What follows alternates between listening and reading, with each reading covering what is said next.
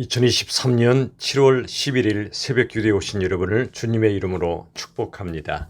오늘 말씀의 본문은 구약성경 예레미야 3장 14절에서 18절의 말씀입니다. 예레미야 3장 14절에서 18절의 말씀을 제가 받들어 읽겠습니다. 여호와의 말씀이니라. 배역한 자식들아 돌아오라. 나는 너희 남편임이라. 내가 너희를 성읍에서 하나와 족속 중에서 둘을 택하여 너희를 시온으로 데려오겠고 내가 또 내 마음에 합한 목자들을 너희에게 주리니 그들이 지식과 명철로 너희를 양육하리라. 여호와의 말씀이니라. 너희가 이 땅에서 번성하여 많아질 때에는 사람들이 여호와의 언약궤를 다시는 말하지 아니할 것이요 생각하지 아니할 것이요 기억하지 아니할 것이요 찾지 아니할 것이요 다시는 만들지 아니할 것이며 그때에 예루살렘이 그들에게 여호와의 보좌라 일컬음이 되며 모든 백성이 그리로 모이리니 곧 여호와 이름으로 말미암아 예루살렘에 모이고 다시는 그들의 악한 마음에 완악한 대로 그들이 행하지 아니할 것이며 그때에 유다 족속이 이스라엘 족속과 동행하여 북에서부터 나와서 내가 너희 조상들에게 기업으로 준 땅에 그들이 함께 이르리라. 아멘. 오늘 예레미야 3장 14절 이하의 말씀을 보면 하나님이 어떤 분이시며 우리에게 어떻게 행하시는가를 말씀해주고 계십니다. 하나님의 백성들, 특별히 유다의 백성들이 하나님을 대적하고 우상을 숭배함으로 바벨론 포로로 잡혀가게 되었습니다. 이전에 북이스라엘 사람들이 하나님께 모든 것을 드리지 않은 채 우상을 숭배했을 때 결국 그들은 아수르의 종으로 팔려갑니다. 아수르에게 멸망당하고 맙니다. 온 세상에 흩어지고 맙니다. 그런데 그러한 것을 보았던 남유다 백성들은 회개하지 아니하고 똑같은 길로 갔습니다. 결국 바벨론 포로로 잡혀가게 되었던 겁니다. 그런데 하나님께서는 이렇게 하나님을 떠났던 배역한 자식들을 향하여 말씀하여 주십니다. 나는 너희의 남편이라고요. 여기 남편이란 단어는 다른 말로 주인이란 뜻이기도 합니다. 원래 바알이란 뜻이 바로 주인의 뜻이죠. 바알. 그들은 진정한 주인이신 하나님 대신 이 세상 풍요의 신 바알신을 섬겼습니다. 하나님과 바알을 동시에 섬기기도 했습니다. 혼합주의 신앙입니다. 하나님은 그들을 징계하셨습니다. 그러나 하나님은 여전히 말씀하십니다. 나는 너희의 남편이며 너희의 주인이라. 하나님께서 바로 이러한 남편이 되어주신다는 뜻은 하나님이 친히 내려오셔서 우리와 언약관계를 체결하시겠다는 겁니다. 언약적 신실성, 언약적인 사랑, 즉 헤세드를 우리에게 베풀어 주시겠다는 겁니다. 하나님께서는 어제나 오늘이나 영원토록 동일하신 주님이시기 때문에 당신이 세우신 언약은 끝까지 신실하게 지키십니다. 심지어 우리들이 신실하지 않아서 하나님과의 약속을 깰 때에도 하나님의 신실하심은 결코 무너지지 않습니다. 언약적 사랑, 이 헤세드의 사랑, 긍휼의 사랑을 우리에게 끝까지 부어주시겠다는 겁니다. 누구 안에 있습니까? 예수 그리스도 안에 있습니다. 우리를 신부로 부르시고 영원한 신랑 되신 예수 그리스도를 통하여 하나님께서는 배역한 당신의 백성들과의 언약적 신실성을 지켜내시겠다는 겁니다. 여기에 우리의 소망이 있습니다. 우리 자신을 보면 무슨 소망이 있습니까? 그러나 하나님께서는 당신의 진정한 신실함을 우리에게 끝까지 보여주시는 것입니다. 그리고 15절의 말씀처럼 하나님의 마음에 합한 목자들을 세우셔서 사람들을 지식과 명철로 양육하도록 인도해 주십니다. 내 마음에 합한 목자, 다윗이 떠오르지 않습니까? 비록 그도 수많은 죄를 지었지만 그는 하나님 앞에 돌아왔고 하나님의 마음에 합한 목자로 살았습니다. 그는 예수 그리스도의 그림자입니다. 예수 그리스도야말로 하나님의 마음에 100% 합하신 유일한 대목자이십니다. 우리 주님께서 당신의 말씀으로 진리로 우리를 양육하시고 당신의 복음으로 우리를 끝까지 인도해 가십니다. 우리들은 작은 예수로서 하나님의 마음에 합한 목자요 지도자로 부르십니다. 하나님께서 17절에 말씀하십니다. 그때 예루살렘이 그들에게 여호와의 보좌라 일컬음이 되며 그랬습니다. 예루살렘이 하나님의 보좌가 된다는 겁니다. 본래 언약궤가 하나님의 보좌입니다. 하나님의 임재와 통치를 상징하는 것이 언약궤였습니다만 이제는 언약궤를 뛰어넘어 예루살렘이 하나님의 보좌가 되는 것입니다. 예루살렘이 하나님의 임재와 통치를 의미하는 놀라운 장소가 된다는 것입니다. 예루살렘, 하나님을 떠났던 하나님의 백성들의 죄로 인하여 완전히 황폐해졌던 장소가 예루살렘입니다.